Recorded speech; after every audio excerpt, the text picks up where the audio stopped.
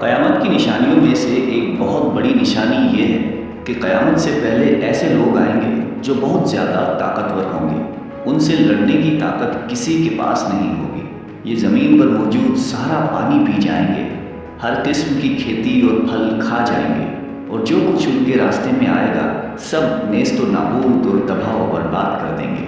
اس خونخوار قوم کے بارے میں ہم بچپن سے سنتے آ رہے ہیں، اور آج اس کے بارے میں ہم اس ویڈیو میں بات کریں گے، یعنی یاجوج اور ماجوج۔ آپ نے یاجوج ماجوج کے بارے میں سنا ہی ہوگا، لیکن آج جو تفصیل ہم آپ کو بتائیں گے شاید ہی آپ نے اس سے پہلے کبھی سنی ہو۔ اللہ تعالیٰ نے ان کا ذکر قرآن مجید کی سورہ کہف اور سورہ انبیاء میں بھی فرمایا ہے۔ آج کی اس ویڈیو میں ہم آپ کو یاجوج اور ماجوج کے بارے میں بہت سارے دلچسپ اور حیران کن حقائق بتائیں گے۔ یاجوج اور ماجوج کون ہیں، یہ کیسے دکھتے ہیں، رہتے کہاں ہیں، آئیں گے کب، اور بہت کچھ۔ دنیا میں کل 4 بادشاہ ایسے گزرے جنہوں نے اپنے وقت میں پوری دنیا پر حکومت کی ہے، جن میں سے 2 مسلمان تھے اور 2 کافر۔ کافروں میں نمرود اور بخت نصر، جبکہ مسلمانوں میں حضرت سلیمان علیہ السلام اور دوسرے حضرت ذوالقرنین علیہ السلام تھے۔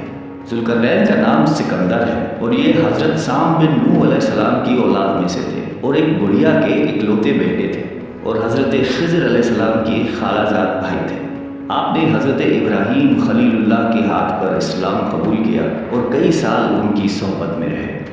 قرآن مجید کی سورہ کہف میں حضرت ذوالقرنین کے 3 سفروں کا حال بیان ہے۔ یہ 3 زبردست سفر انہوں نے کیے، اور ان 3 سفروں کا حال ہم آج آپ کو اس ویڈیو میں بتائیں گے، جو بہت ہی عجیب اور حیران کن ہے۔ پہلے سفر کی کہانی یہ ہے کہ سام بن نوح علیہ السلام کی اولاد میں سے ایک شخص آب حیات کے چشمے سے پانی پی لے گا تو اس کو موت نہ آئے گی۔ تو حضرت ذوالقرنین اس آب حیات کی تلاش میں مغرب کا سفر شروع کرتے ہیں، اور آپ کے ساتھ حضرت خضر علیہ السلام بھی ہیں۔ حضرت خضر تو آب حیات کے اس چشمے تک پہنچ گئے اور اس کا پانی بھی پی لیا، مگر حضرت ذوالقرنین کے مقدر میں وہ نہیں تھا اور آپ کو آب حیات نہ مل سکا۔ حضرت ذوالقرنین کا سفر جاری تھا اور آپ چلتے چلتے ایسے مقام پر پہنچے، کیونکہ مغرب میں ہی سورج غروب ہوتا ہے، وہ بالکل دنیا کے آخری کونے میں آ گئے، اور سورج غروب ہونے کے وقت آپ کو ایسا منظر نظر آتا جیسے ایک سیاہ چشمے میں سورج ڈوب رہا ہے۔ جیسے ہم سمندری سفر کرتے ہیں تو ہمیں ایسا لگتا ہے کہ سورج جو ہے وہ سمندر کے اندر ڈوب رہا ہے، لیکن مغرب کے آخر میں آپ اتنا آگے پہنچ چکے تھے جو دنیا کا آخری کونا تھا۔ وہاں ان کو ایک عجیب قوم ملی جو جانوروں کی کھال پہنے ہوئی تھی۔ اس کے بعد اب باری ہے ان کے دوسرے سفر کی۔ یہ سفر مشرق کی طرف تھا، یہاں تک کہ چلتے چلتے آپ ایسی جگہ پہنچے جہاں سے سورج طلوع ہوتا ہے۔ آپ سورج طلوع ہونے کی جگہ پر جا پہنچے۔ آپ نے وہاں پر دیکھا کہ وہاں ایسی قوم ہے جن کے پاس کوئی عمارت اور مکانات نہیں ہیں۔ ان لوگوں کا یہ حال تھا کہ جب سورج طلوع ہو جاتا تو یہ غاروں میں چلے جاتے، زمین کے اندر چلے جاتے، اور جب سورج ڈھل جاتا تو غاروں سے نکل کر اپنی روزی روٹی کی تلاش میں نکل جاتے۔ یہ لوگ منسب کہلاتے ہیں۔ حضرت ذوالقرنین نے ان لوگوں کے حضور بھی اسلام کی دعوت پیش کی۔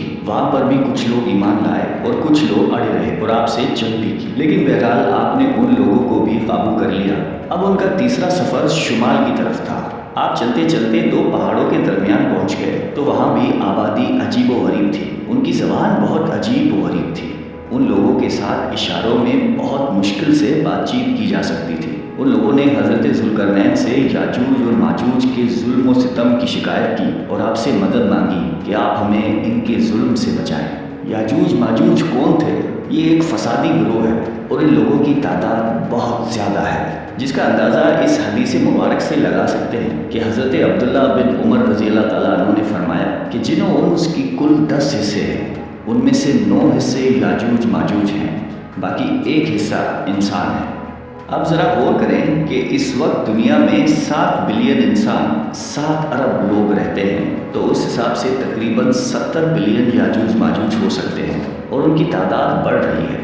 اور جس وقت یاجوج ماجوج آئیں گے نہ جانے اس وقت دنیا میں کتنے لوگ ہوں گے۔ ان میں مرد بھی ہوتے ہیں اور عورتیں بھی ہوتی ہیں، اور ان کے 3 گروہ ہیں، ایک تعویم، دوسرا کاریز اور تیسرا منصب، اور ان میں جو بھی مرتا ہے تقریباً 1000 یا اس سے زائد اولاد چھوڑ کر مرتا ہے۔ یہ لوگ بہت خونخوار اور بہت وحشی اور جنگلی ہیں اور جانوروں کی طرح ہی رہتے ہیں، اور اور جو بہار کے موسم میں یہ لوگ اپنے گھروں سے نکلتے ہیں تو تمام کھیتیاں اور سبزیاں کھا جاتے ہیں اور خشک چیزوں کو لاد کر لے جاتے ہیں۔ جنگلی جانوروں یہاں تک کہ سانپ، بچھو، گرگٹ سب کچھ چھوٹے بڑے جانوروں کو کھا جاتے ہیں۔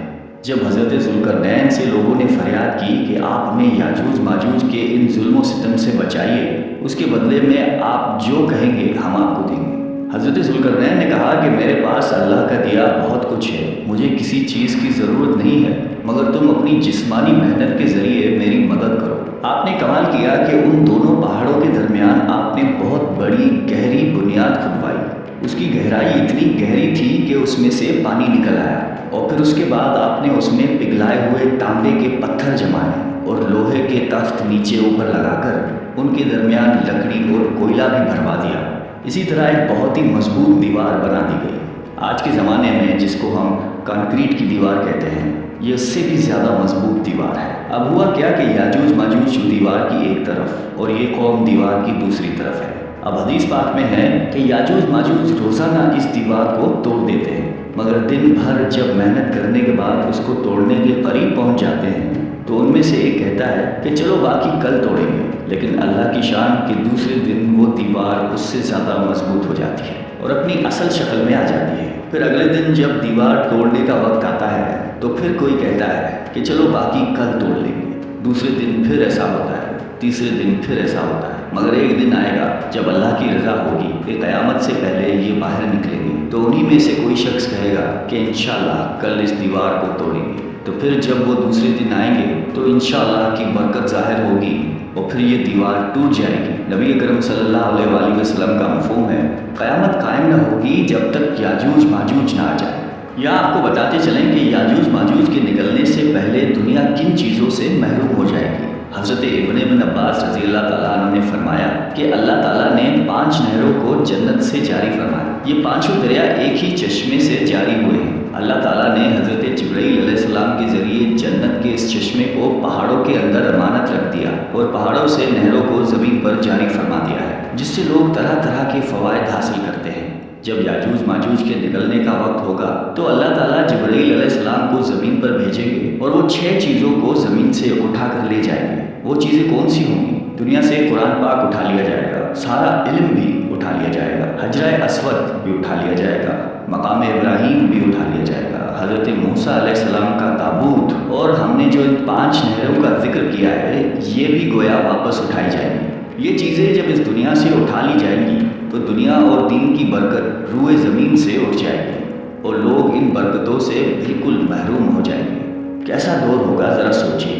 اب ہو سکتا ہے کسی کے ذہن میں سوال آئے یاجوج ماجوج دیکھنے میں کیسے ہیں، ان کا چہرہ کیسا ہوگا، آنکھیں اور بال کیسے ہوں گے؟ تو ان کا جواب یہ ہے کہ حدیث پاک میں یاجوج اور ماجوج کے بارے میں آیا ہے کہ وہ چوڑے چہرے والے، چوڑی آنکھوں والے اور موٹے بالوں والے ہوں گے۔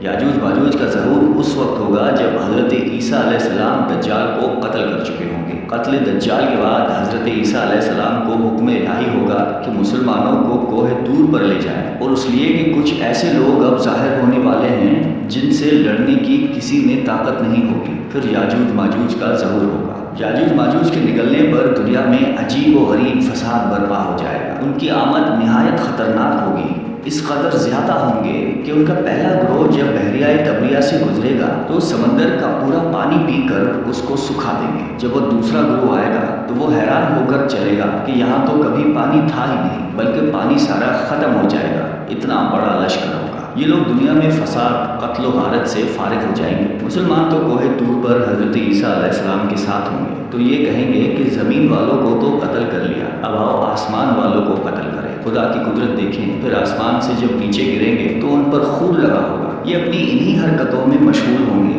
اور وہاں پہاڑ پر حضرت عیسیٰ علیہ السلام اپنے ساتھیوں سمیت موجود ہوں گے۔ اس وقت حضرت عیسیٰ علیہ السلام اپنے ساتھیوں کے ساتھ مل کر دعا فرمائیں گے کہ اللہ تعالیٰ یاجوج ماجوج کے گردنوں میں ایک قسم کا کیڑا پیدا فرمائے اور وہ سب کے سب یکدم مر جائیں گے۔ اور ان کے مرنے کے بعد حضرت عیسیٰ علیہ السلام پہاڑ سے اتر آئیں گے اور دیکھیں گے کہ تمام زمین ان کی لاشوں سے بھری پڑی ہے، یعنی اتنی زمین پر لاشیں ہوں گی کہ زمین پر پیر رکھنے کی جگہ باقی نہ ہوگی اور بہت بدبو ہوگی۔ اب اتنے لوگوں کو کہاں اور کیسے دفنایا جائے؟ اللہ تعالیٰ کی شان دیکھیں کہ حضرت عیسیٰ علیہ السلام کی دعا کی برکت سے اللہ تعالیٰ کچھ ایسے پرندے بھیجیں گے جن کی گردن اونٹ جتنی ہوگی، وہ یاجوج ماجوج کے ان جسموں کو اٹھا کر لے جائیں گے۔ یاد رہے یہ تو ان کو دنیا میں ملنے والی سزا ہے، ان کو جہنم میں بھی دردناک عذاب دیا جائے گا، کیونکہ ان کے کثیر گناہ ہیں۔ ایک تو یہ کہ انہوں نے ظلم و زیادتی، قتل و غارت کا بازار گرم کیا ہوا تھا، اور دوسرا یہ کہ ایمان بھی نہیں لائے تھے۔ حالانکہ ان کو ایمان کی دعوت دینے کے لیے ہمارے پیارے نبی حضرت محمد صلی اللہ علیہ وآلہ وسلم تشریف لے گئے تھے۔ حضرت ابن عباس رضی اللہ تعالیٰ عنہ فرماتے ہیں کہ نبی پاک نے فرمایا کہ معراج کی رات اللہ تعالیٰ نے مجھے یاجوج ماجوج کو دعوت اسلام دینے کے لیے بھیجا۔ نبی پاک فرماتے ہیں کہ میں ان کے پاس گیا، میں نے ان کو اللہ تعالیٰ کی طرف بلایا، انہیں عبادت کی دعوت دی، مگر انہوں نے میری دعوت کو جھٹلا کر انکار کر دیا۔ اور فرماتے ہیں کہ اللہ تعالیٰ کے نافرمان بندوں اور اولاد ابلیس کے ساتھ دوزخ میں جائیں گے۔ ان کے مرنے کے بعد زمین امن و سکون اور برکتوں سے بھر دی جائے گی۔ اللہ کی نعمتیں اس قدر زیادہ ہوں گی کہ روایتوں میں آتا ہے کہ ان کے مرنے کے بعد زمین پر بارش اتنی زیادہ ہوگی کہ زمین برابر ہو جائے گی، اور زمین کو حکم ہوگا کہ اپنی برکتیں اگل دے، اور آسمان کو حکم ہوگا کہ اپنی برکتیں اڈیل دے۔ تو برکت کا یہ عالم ہوگا کہ ایک انار کو ایک گروہ کھا سکے گا، اور دودھ میں یہ برکت ہوگی کہ ایک اونٹنی کا دودھ پوری جماعت کو کافی ہوگا، اور ایک گائے کا دودھ پورے قبیلے کو کافی ہوگا، اور ایک بکری کا دودھ پورے خاندان کو کافی ہوگا۔ گویا ہر چیز میں برکت آ جائے گی۔ یاجوج ماجوج کے مکمل واقعے سے ایک بات سوچنے کو ملتی ہے کہ زمین میں قتل و غارت اور فساد پھیلانے والوں کا انجام ہلاکت والا ہی ہوتا ہے۔ اللہ تعالیٰ ظالموں کو ایک دم ختم کرنے پر قادر ہے، مگر انہیں موقع عطا فرماتا ہے تاکہ وہ توبہ کریں اور جہنم سے نجات حاصل کریں۔ اللہ تعالیٰ سے دعا ہے کہ اللہ تعالیٰ ہم سب کو قلب سلیم عطا فرمائے اور قرآن و حدیث پہ عمل کرنے کی توفیق عطا فرمائے۔ آمین۔